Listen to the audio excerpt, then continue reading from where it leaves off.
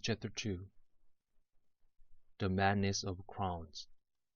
October. This is one of the particularly dangerous months to speculate in stocks market in.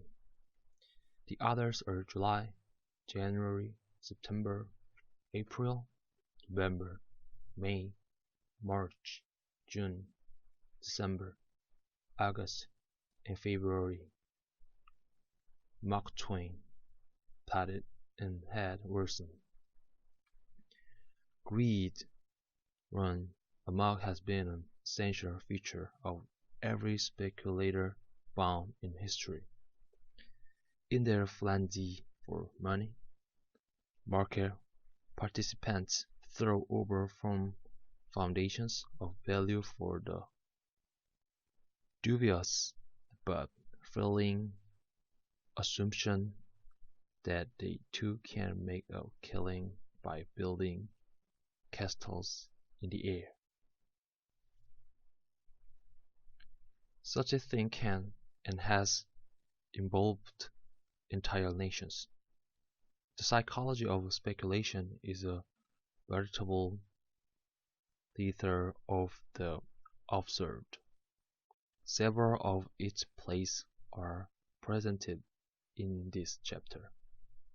The castles that were built during the performances were based on Dutch Tulip-Bulbs, English bubbles, and good old American blue chip stocks. In each case, some of the people made some money some of the time, but only a very few emerged unscathed. History, in this instance, does teach a lesson, although the castle in the air theory can well explain such a speculative brings out guesses. The reactions of the fickle crown is a most dangerous game. In crowds it is stupidity and not mother wit that is accumulated. Gustavus Le Bon noted in his 1895 classic on crowd psychology. It would appear that not many have read the book. Skyrocketing markets that depend on purely psychic support has invariably succumbed to the financial law of gravitation. Unsustainable prices may persist for years, but eventually they reverse themselves. Such reversals comes with the suddenness of an earthquake, and the bigger the bungee, the greater the resulting hangover. Few of the latest builders of castles in the air have been nimble enough to anticipate these reversals perfectly and escape without losing a great deal of money when everything came tumbling down. The Tulip-Bulb Craze. The Tulip-Bulb Craze was one of the most speculator get-rich-quick bunches in history. Its excesses become even more vivid when one realized that it happened in Stade Old Holland in the early 17th century. The events leading to this speculative frenzy was set in motion in 1593, when a newly appointed botany professor from Vienna brought to Leiden a collection of unusual plants that had originated in Turkey. The Dutch were fascinated with these new additions to the garden but now with the professor's asking price. He had hoped to sell the bulbs and make a handsome profit. One night, a thief broke into the professor's house and stole the bulbs, which were subsequently sold at a lower price but a greater profit. Over the next decade or so, the tulip became a popular but expensive item in Dutch gardens. Many of these flowers succumbed to a non-fatal virus known as mosaic. It was this mosaic that helped to trigger the wild speculation in tulip bulbs. The virus caused the tulip petals to develop contrasting colored strips or flames. The Dutch valued highly these infected bulbs called Bourgeois. In a short time, popular taste detected the more Bourgeois a bulb, the greater the cost of owning it. Slowly, tulip mania set in. At first, birds, merchants simply tried to predict the most popular variegated style for the coming year, much as clothing manufacturers do in gauging the public tastes in fabric, color, and harmonies. Then they would buy an extra-large stockpile to anticipate a rise in price. Tulip bulbs' price began and raised widely. The more expensive the bulbs became, the more people viewed them as smart investments. Charles Macaulay, who chronicled this event in his book Extraordinarily Popular Delusions and the Madness of Crowds, noticed that the ordinary industry of the century was dropped in favor of speculation in tulip bulbs. Nobles, citizens, farmers, mechanics, seamen, footmen, maidservants, even chimney sweeps and old clothes women dabbled in tulips. Everyone imagines that the passion for tulips would last forever, and the buyers from all over the world would become wholeland and pay whatever prices were asked for them. They who said the prices could not possibly go higher, which is with charging as their friends and relatives made enormous profits. The temptation to join them was hard to resist. Few Dutchmen did. In the last years, the tulip spread, which lasted approximately from 1634 to early 1637. People started to better their personal belongings, such as land, jewels, and fundamental furniture, to obtain the bulbs that would make them even worthier. Bulb prices reached astronomical levels. Part of the genius of financial markets is that when there is a real demand for a method to enhance speculative opportunities, the market will surely provide it. The instruments that enabled the tulip speculators to get the most action for their money were called options, similar to those popular today in the stock market. A call option conferred on the holder the right to buy tulip bulbs call for their delivery at a fixed price, usually approximating the current market price. During a specific period, he was charged an amount called the option premium, which might run 15 to 20% of the current market price. An option of a tulip bulb currently worth 100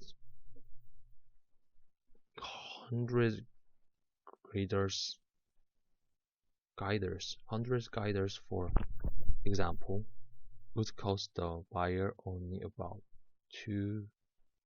20 guiders. If the price moved up to 200 guiders, the option holder would exercise his right. He would buy at 100 and simultaneously sell at the then current price of 200. He then had a profit of 80 guiders. The 100 guiders appreciation less the 20 guiders is paid for the option. Thus, he enjoyed a fourfold increase in his money, whereas an outright purchase would only have doubled his money. By using the call option, it was possible to play the market with a much smaller stack, as well as to get more action out of any money invested. Options provide one way to leverage one's investments to increase the potential rewards as well as the risks. Such devices help to ensure broad participation in the market. The same is true today. The history of a period was filled with tragicomic episodes. One such incident concerned a returning soldier who brought news to a wealthy merchant of the arrival of a shipment of new goods. The merchant rewarded him with a breakfast of fine red herring. Seeing what he thought was an onion on the merchant's counter, and no doubt thinking it very much out of place amid silks and velvets, he proceeded to take it as a wish for his hearing.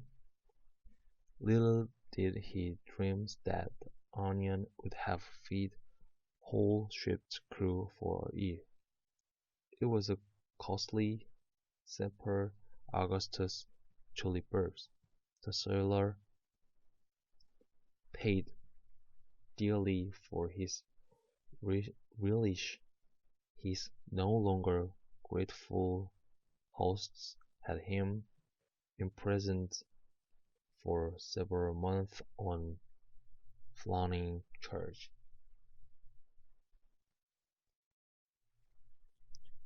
Historians regularly reinterpret the past, and some financial historians who have re-examined the evidence about the various financial bubbles has argued that considerable rationality in pricing may have existed after all. One of these revisionated his tourism, Peter Graeber has suggested that tulip-bulb pricing in 17th-century Holland was far more latent than is commonly believed. Graeber makes some good points, and I do not mean to imply that there was no rationality at all in the structure of bulb price during the period. The simple Augustus example was a particularly rare and beautiful bulb, and as Graeber's was valued greatly even in the years before the tulip-mania. Moreover, Graeber's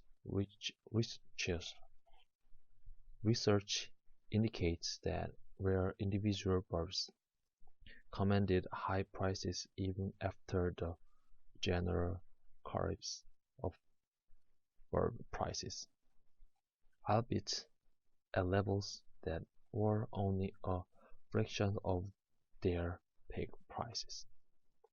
But Graeber can find no rational explanation for such phenomena as a 24-fold increase in tulip-bulb price during January of 1637, followed by an even larger decline in prices in February. Apparently, as happened in all speculative crazes, prices eventually got so high that some people decided they would be prudent and sell their bulbs. Soon others followed suit, like a snowball rolling downhill.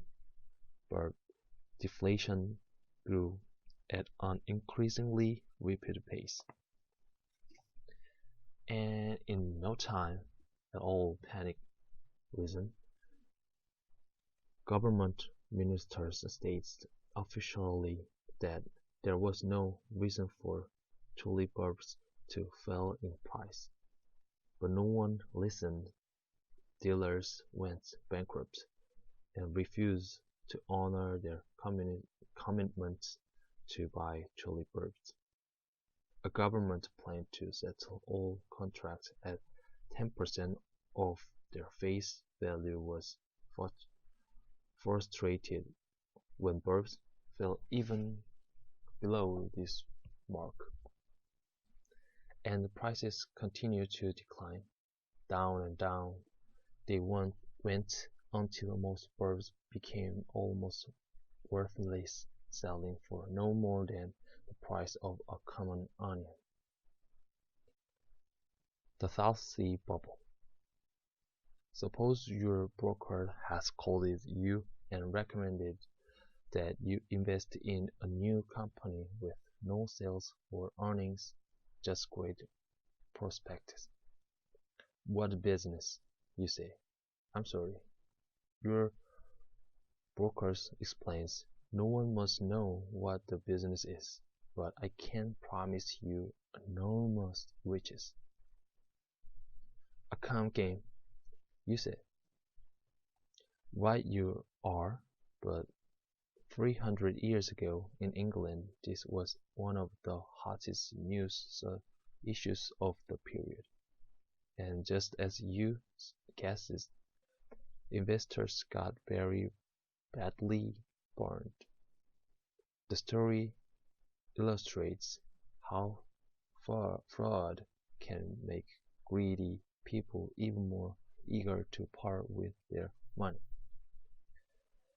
At the time of the South Sea Bubble, the British were whipped for throwing away money.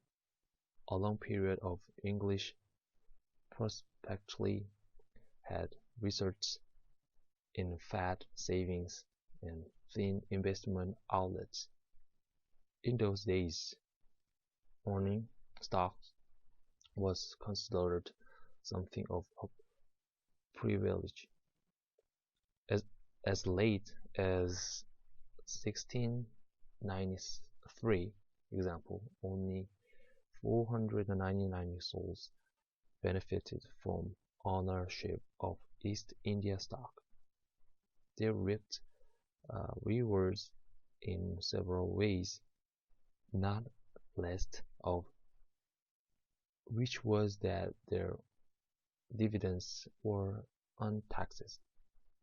Also, their number includes women, for stock represented one of the few forms of property that British women could possess in their own right. The South Sea Company, which obligately filled the need for investment vehicles, had been formed in 1711 to restore faith in the government's ability to meet its obligations. The company took on a government IOU of almost £10 million. As a reward, it was given a monopoly over all trade to the South Seas. The public believed immense riches were to be made in such trade and regarded the stock with distinct favor. From the very beginning, the South Sea Company reaped profits at the expense of others, holders of the government's securities to be assumed by the company simply exchanged their securities for those of the South Sea Company. Those with superior knowledge of the plan quickly bought up government securities selling as low as £55 and then turned them in at par for £100 worth of South Sea stock when the company was incorporated. Not a single director of the company had the slightest experience in South American trade. This did not stop them from quickly outfitting African slaves ships, the sale of slaves being one of the most lucrative features of South American trade.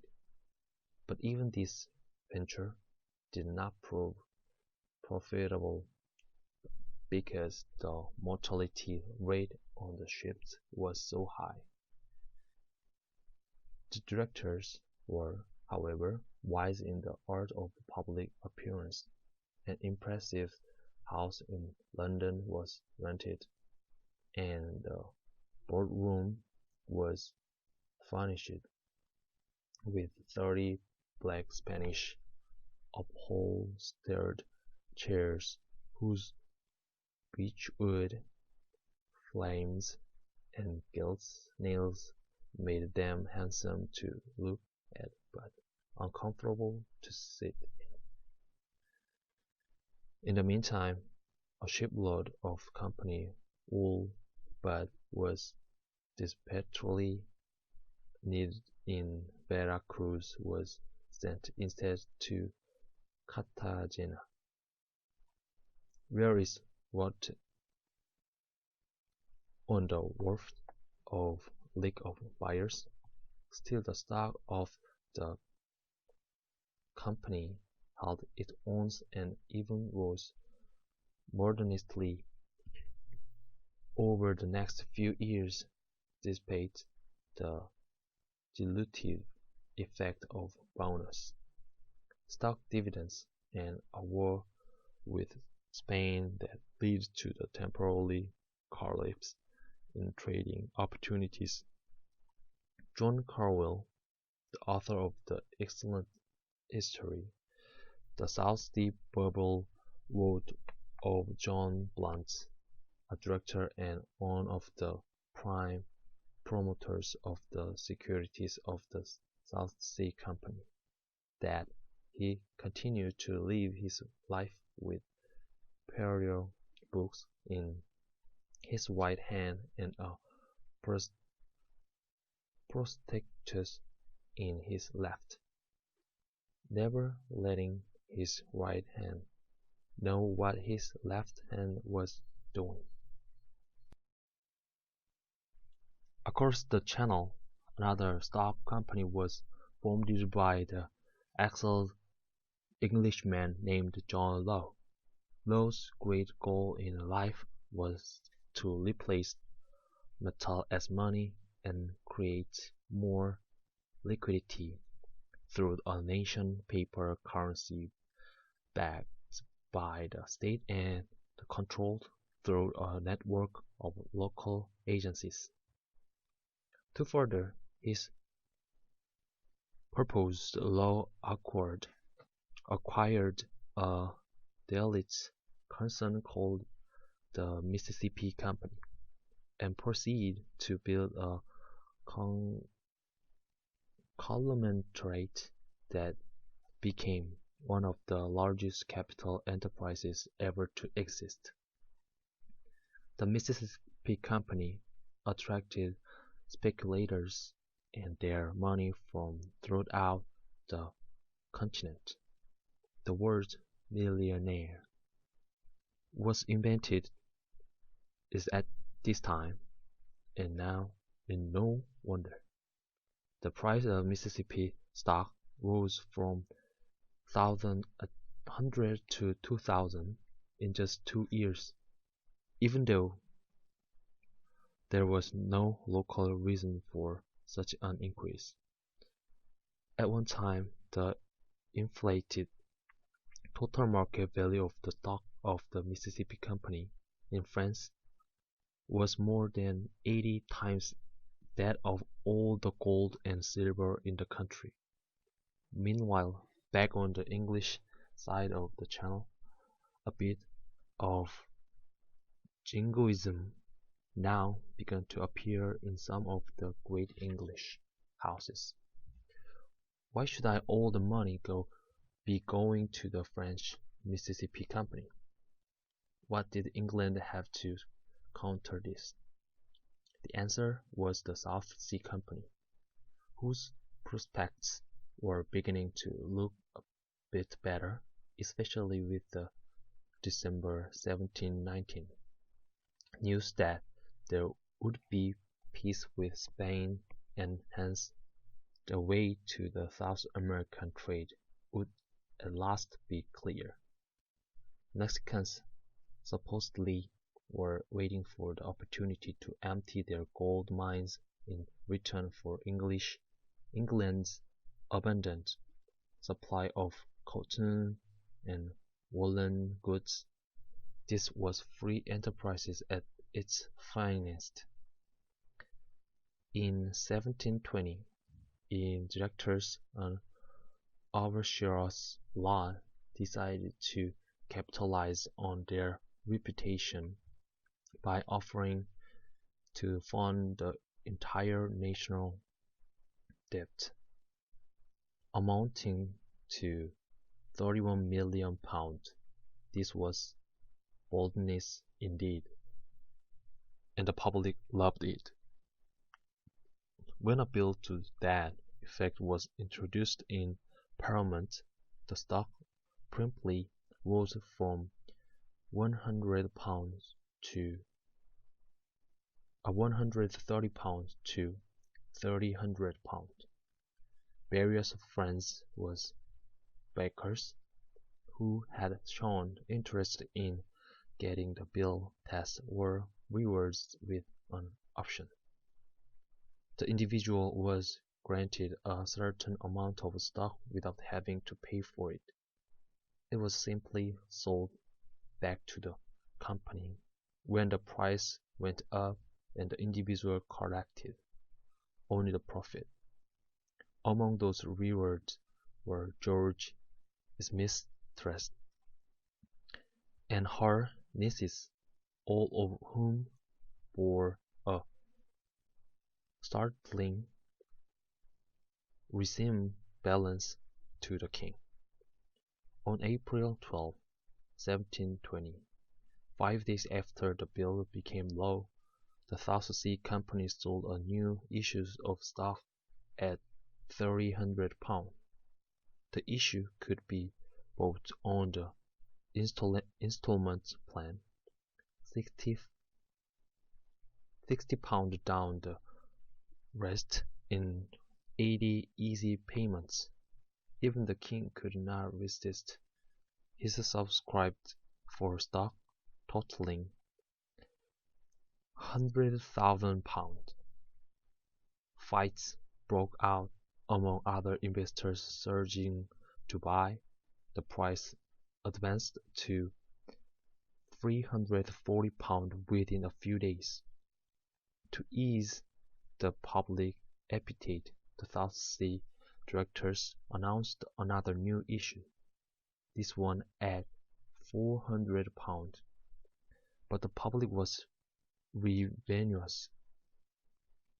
Within a month, the stock was £550, and it was still rising.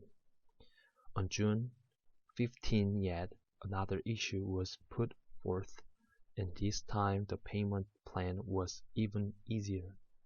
10% down, not another payment for a year. The stock hit £800, half the House of Lords and more than half of the House of Commons signed on. Eventually the price rose to £1,000. The speculative craze was in full bloom. Not even the South Sea Company was capable of handling the demands of all the fools who want to be part from their money.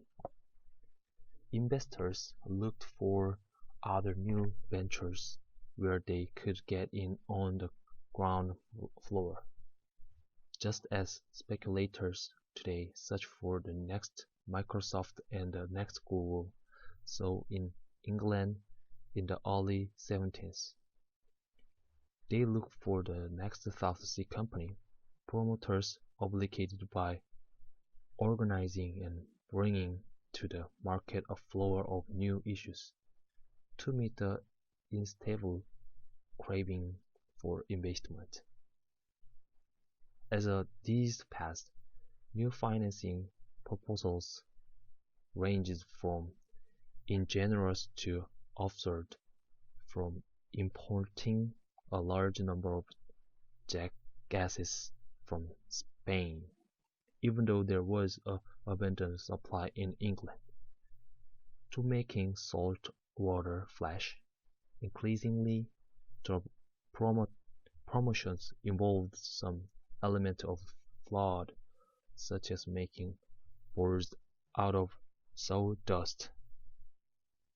There were nearly 100 different projects, each more extravagant and deceptive than the other, but each offering the hope of immense gain. They soon received the name of the bubbles, as appreciated a name as could be devised. Like bubbles, they popped it quickly, usually within a week or so. The public, it seems, would buy anything. New companies seeking financing during this period were organized for such purposes as the building of ships against the pirates, encouraging the breeding of houses in England, trading in human hair, building hospitals for bastard children, extracting silver from lead,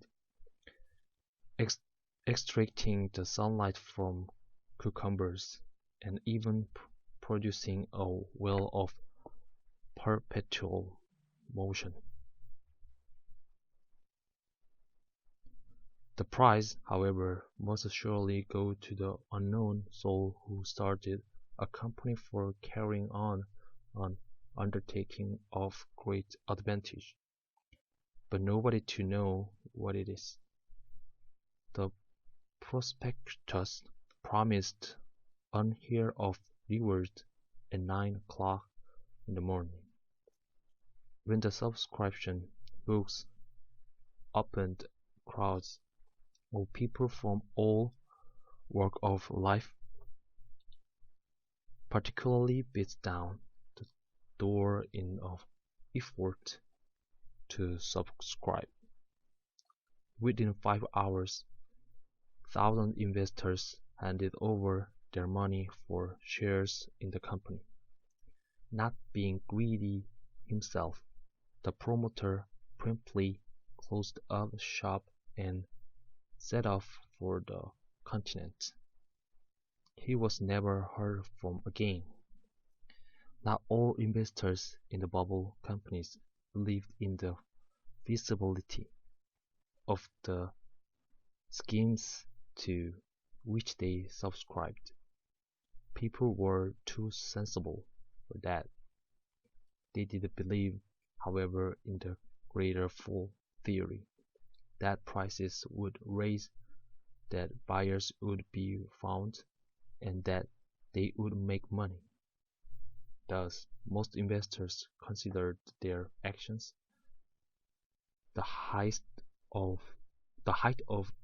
rationality, expecting that they could sell their shares at the prime in the aftermarket, that is, the trading market in the shares after their initial issue, whom the gods would destroy. They first ridiculed sign that in the end was near were demonstrated with the insurance of a pack of South Sea playing cards. Each card contained a credit card of the bubble company, with the appreciated verses inscribed underneath. One of these is the Buckle Machine Company was supposed to produce machines discharging both round and square cannonballs and bullets. Buckle claims that his machine would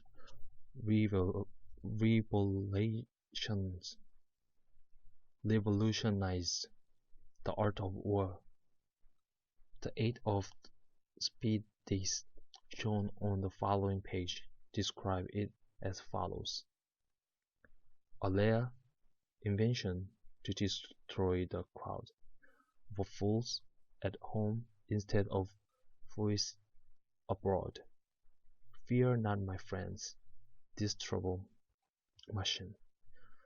They're only wounded who have shares therein.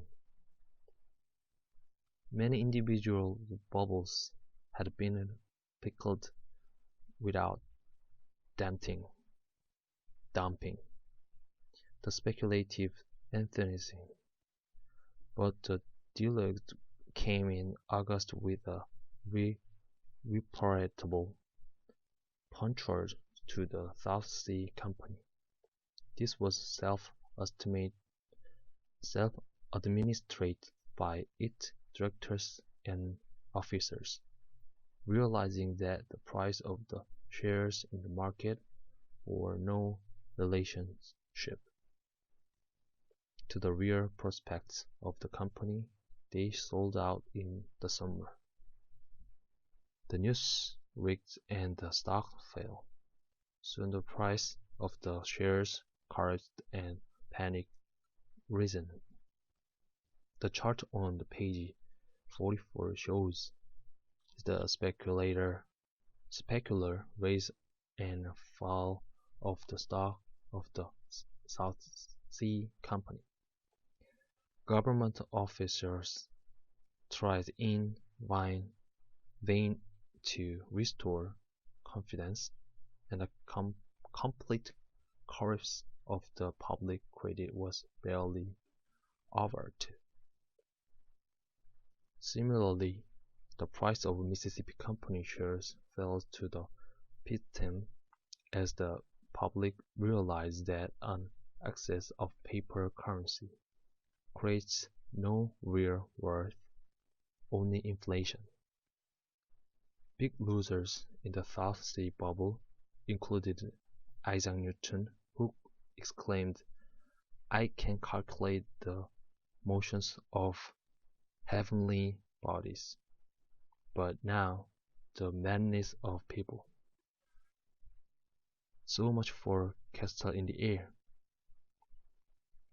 To protect the public from further abuse, Paramount passed the Bubble Act, which forbade the issuing of stock certificates by companies for more than a century, until the act was